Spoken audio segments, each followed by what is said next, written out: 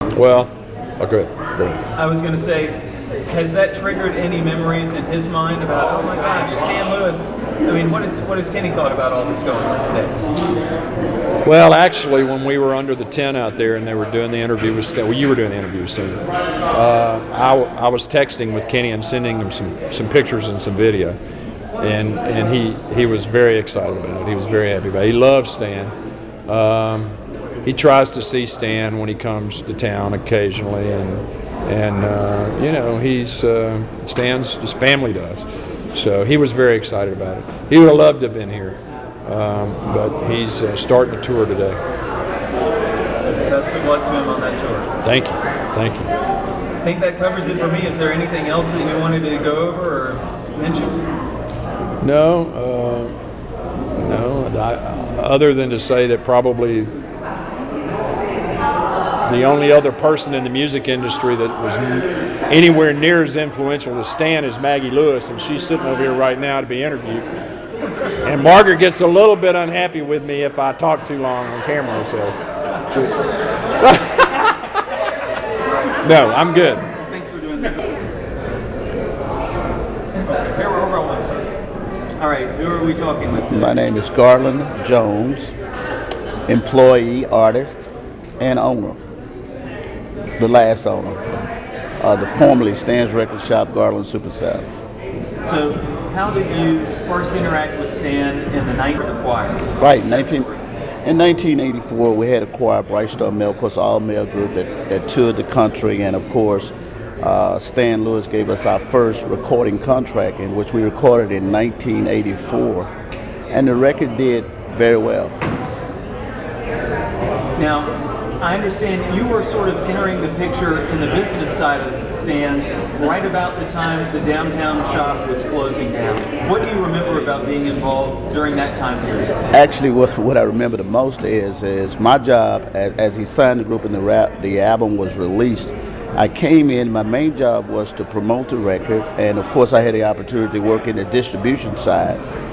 And basically I would come in and get the mail and all that sort of stuff, make the bank runs and all of that stuff, and then go back into the distributorship and work in distribution and help work and promote the record. Okay. Now, when the downtown store closed, it moved to a different location, right? Right. In 1986, after the downsizing of the distribution, Lenny Lewis and myself and a few other employees, we relocated the store to 7720 Linwood Avenue, Lenny Lewis's Stan's Record Shop. That was the name of the store. Okay. And Lenny is Stan's son. That's correct. That's correct. So what were you and Lenny doing together to sort of keep the label going? Well, actually, after the dynasty was over and it was down just to a retail store, some of the main decisions we made were to just limit the music to strictly R&B, blues, gospel, jazz, pretty much black music, because the store before that was a full-line store. So we concentrated basically on what you say black music, and we had a niche in that, and we kind of capitalized on that. Now, when you and Lenny were running that, did Stan still have a hand in it some too? Actually, Mr. Lewis had no part in that part of the retail. In fact, actually after he got out of the business, he later opened a grocery store out on Highway 1, but then later came back and opened up and started the distributorship back as far as releasing his product on his labels. Now, when you entered the picture and were working with the distribution angle and that sort of thing, now Stan's downtown was sort of going down. Did you know all this history of this guy's been in the record business for a really long time? I mean, did you have that sense of Well, history? as a child, I heard of Stan's Record Shop, and of course I was in the gospel area. I didn't know anything about secular music, and I was strictly gospel. I didn't know at the time that I was working with a legend. Of course, I fastly found out, because as the dynasty went out, a lot of his artists, including people like Ike Turner, was calling the actual retail store trying to find Mr. Lewis. And when I started hearing those kind of names and the names that were running across the store, the retail store, I realized this was a very great man. Now, how did you launch Garland Super Sounds? How did you transition from the Stan or the Garland Lenny thing to Garland Super Sounds? Well, actually, what happened was I acquired the store in December of 1989, and we went public in January of 1990. And Lenny was kind of burned out with retail, and of course, the legacy was there was a great need. That was before piracy, and it was still a very lucrative entity of business. And so he actually sold the business to me. But before that, when there was a time between 1985 and 89 when you could not get any of the Jewel product, when the label had disbanded and there was no way to get any product, it had kind of dried up. And of course, I received a call from a gentleman in Florida by the name of Gary with Target Distributors, and this kind of spun out to another thing. This is how the label was reassembled, because at the time, Pioneer Bank, who had taken the Masters as part of the settlement, whatever.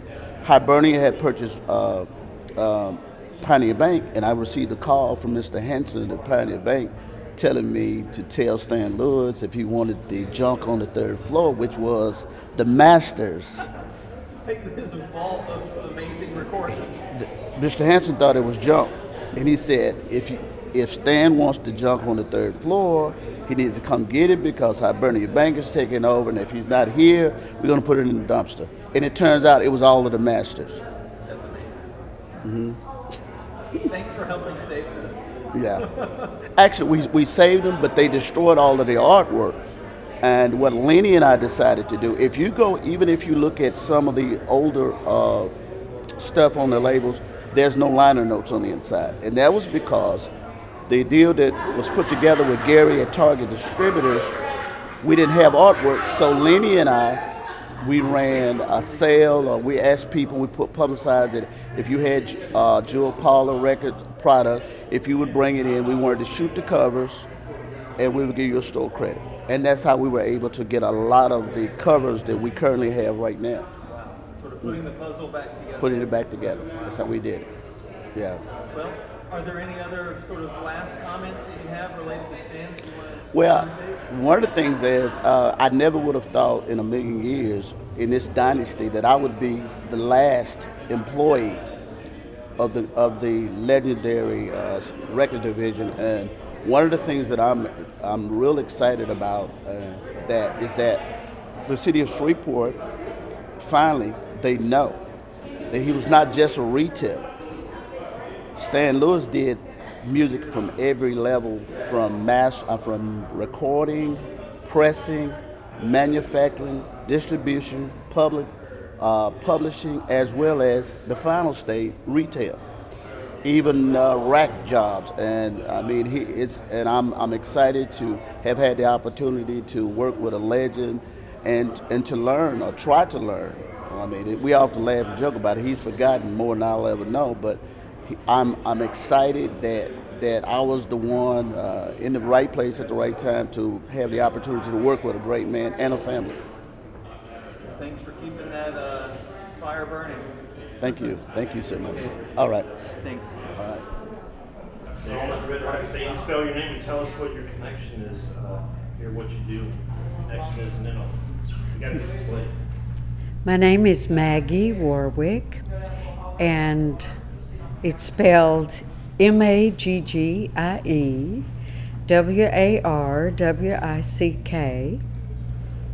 And what else? And what do you do? Your connection to this event, or what's your job? Oh, I'm just here. Okay. Let's go ahead and answer the question. How long do we have to do this? Oh, we got 10 minutes. Okay. So Maggie, What about Alton? Oh, Let's get okay. you first. All right. Okay.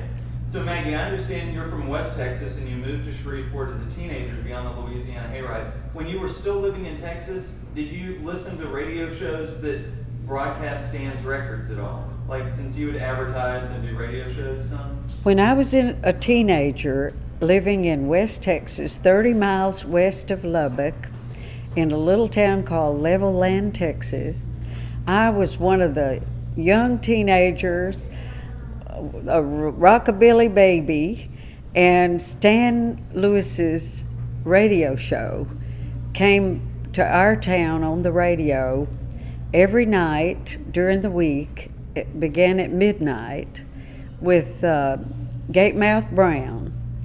And I was one of the ones who would stay up to listen to that radio show when we were kids like that. My sisters and I and our best friends, we all listened to Stan the Record Man on KWKH, 1130 on your dial, and it was hosted by a fella named Gatemouth Brown, which we thought was a black DJ.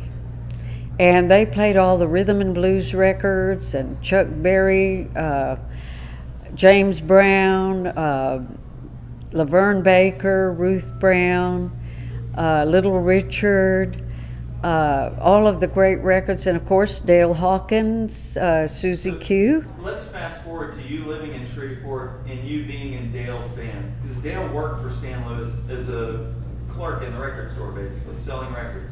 How did you meet Dale Hawkins? Well, first of all, the first time I came to Shreveport was as a guest on the Louisiana Hayride of Johnny Horton. My band, Margaret Lewis and the Thunderbolts, were winners of one of the Johnny Horton talent shows, and our prize was to be on the Louisiana Hayride.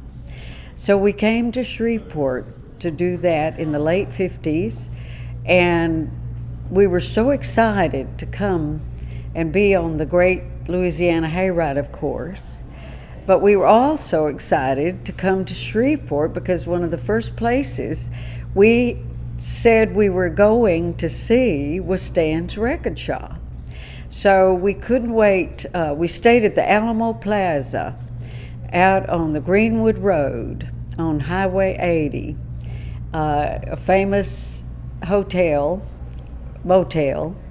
and so we got up. The first thing we did the next morning after we got here was to go down to Stan's Record Shop, and of course we were just so thrilled to see it. It was all abuzz, and it was so crowded, and records everywhere. And one of the things we were surprised to see that it was small.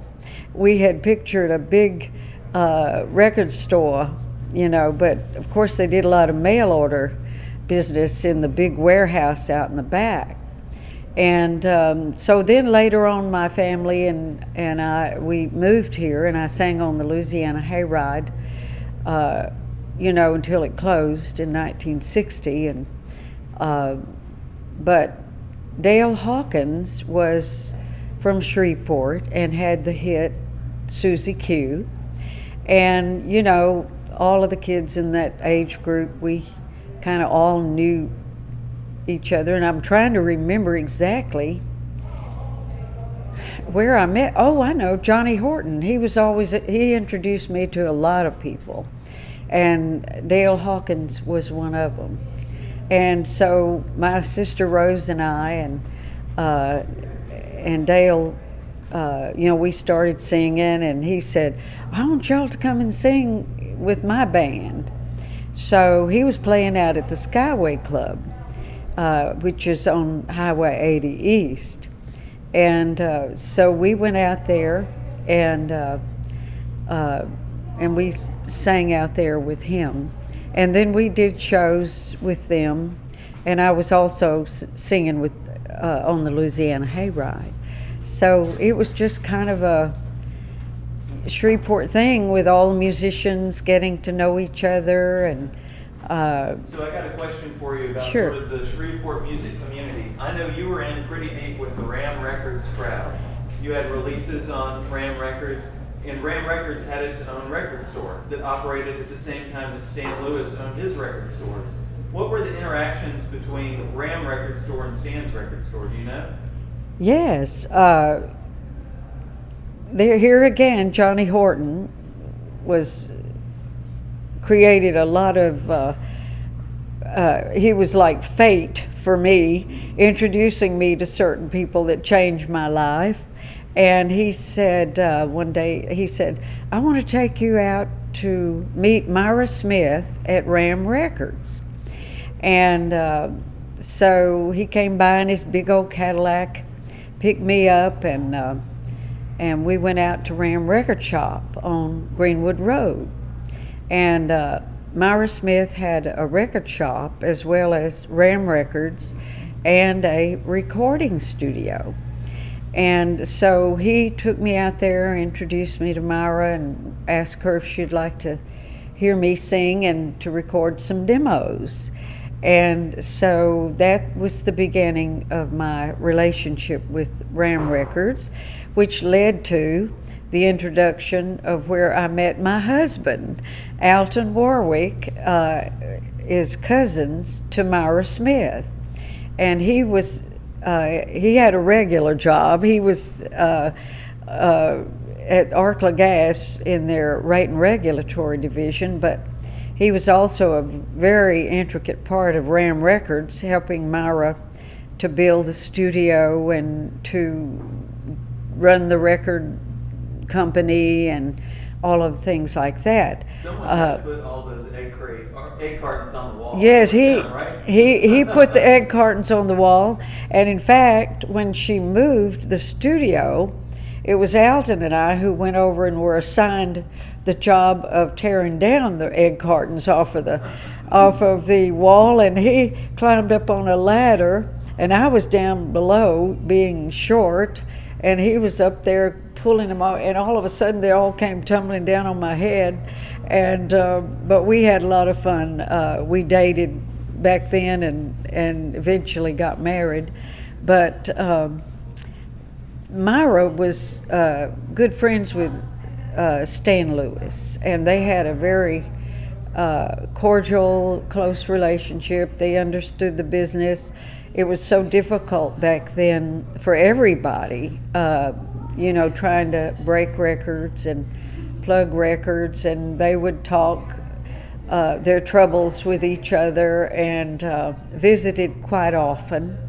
And when she would record certain artists and would get a recording that she liked, that she thought Stan would be interested in, she'd take it down and play it for him. And several of her recordings, Stan would send to Leonard Chess at Chess Records, and they had this arrangement where Chess Records would lease the master of certain recordings and release them on his label, Chess Records, and do, you know, their the deal. Because there were some fantastic songs that came up on Chess and Checker as a result of stuff going on at Ram, then Stan getting involved and sending that stuff up to Chicago. I'm thinking of Linda Brannon's record on Chess, T.D. Slim's record on Checker. Yes. So yeah. Yeah, they had quite a number of deals that they did, but it all happened through Stan. And he was, you know, active on so many levels in the music industry. It was a real, you know, contribution to the Shreveport music community. I think Stan Lewis, the Louisiana Hayride, and the distribution of records, the recording of records. Back then there was basically two places to record, and that was the KWKH studio, some of the radio stations, and then Myra Smith's Ram recording studio. So everybody participated at every entity that was doing that back then. So my sister and I would go out and sing background on records, on some of Myra's record recordings, and then I would do solos but the music community, all the musicians, you know, played on each other's records. Bob Sullivan, the engineer at KWKH, he was Myra worked with him very close, and they shared information. There in the middle of the night to record all this stuff. Yes, KWKH went off the air at midnight, and then the shows that were recorded, like Gatemouth Brown, Stan's Record Shop, those were recorded, and the records, were played. So that was being recorded. It was a 24-hour station. But then that freed up the studio, so we would all go down there after midnight and record, and that's how Susie Q was cut at KWKH. So it was Dale Hawkins, and that was before we came here, but we would continue that. I cut a lot of recordings at KWKH with Dale Hawkins, and my sister and I would go down there and sing, on the record. So it was just a day of excitement. It was what is often referred to as amateur excitement, amateur enthusiasm, and I've never wanted to lose that. I think that enthusiasm about being in music is one of the strongest forces that we had here in Shreveport. And the Hayride and Elvis and Hank Williams, Johnny Cash, Johnny Horton, everybody had that eagerness and this enthusiasm to be in the music business and to make music. That it really all starts with the love of music. And that's what brought us all together, and still does. So I think the Sounds like a really tight-knit community of people working yes, together. people working together, and that's what we hope to have in the future with the reactivation of the Louisiana Hayride, that it will be a magnet that will draw all the musicians together and musicians from everywhere to come here. When Elvis came to the Hayride and became such a hit, simultaneously, it was the beginning of the expansion of the music industry with the technical evolution of methods of playing records, which was the invention of the 45 single RPM. The teenage market just exploded with kids being able to have records on that format and record players, unbreakable. It was a great surge of influence into the music industry. And I think Elvis being here in Shreveport, where his career really unfolded, where he became famous all over the world, the year and a half that he was here, and getting to know Stan, getting to know the record business. But when he exploded upon the world, it really was an impact into everyday culture, rock and roll records, the artists that we all love so much, Chuck Berry, the songs, Jerry Lee Lewis, Sam Phillips out of Memphis, the recording that was going on in New Orleans. Cosimo Matassa was recording all of those early R&B records, Fats Domino, Big Joe Turner, a lot of the... Explosion of creativity. Yes, it was an explosion of this enthusiasm for this blues and rock and roll music that came from the roots of the country people, the black and white. We all of our roots were down to earth, family people, and the creation of this music. Muddy Waters was a great influence from the Mississippi Delta. And when he went to Chicago to record for Leonard Chess at Chess Records, it was an amazing partnership that he had with Leonard Chess.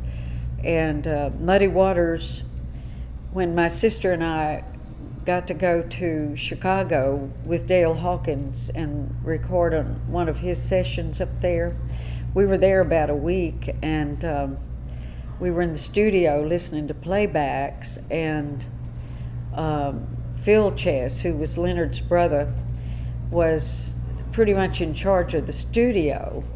And so he came in and said, "We just cut a new session on Chuck Berry. Would y'all like to hear it?" Would we ever? And so he got the engineer to bring in the tapes, and they put them on, and so then someone came to the door, and we looked up, and there was Muddy Waters in a three-piece suit and a long overcoat. It was wintertime, January, and he came in, and so he was going to listen to the playbacks with us. And he found, we were all seated around, to the control room. And so my little sister, she was a tiny little thing, and she was standing up, and Muddy Waters looked at her, and he said, "Young lady, you don't have a place to sit. Come here and sit on my knee." And Rose, oh, she just loved it. And so she had loved his songs, and we both, all of us kids just loved that music. But the records that he played for us was Sweet Little 16 and Johnny Be Good. So they were kind of asking us, which one do y'all like the best? Well, how could we choose? It's just fabulous. So I've always treasured that experience That's to a have. fantastic memory for sure. Yeah. So I think we've hit the 15-minute mark. So is there anything that you want to sort of wrap up to say about Stan Lewis and the celebration today? Yes, Alton and I, my husband Alton Warwick and I just had a long visit with Stan, and we, reminiscing about old days and people, and looked up on the wall, and there's a picture of him and Waylon and his wife Pauline. And Waylon Jennings, was from West Texas, Littlefield, which was 30 miles from Lubbock and 20 miles from Levelland. And, that's the home of Buddy Holly and so many other great recording artists and songwriters.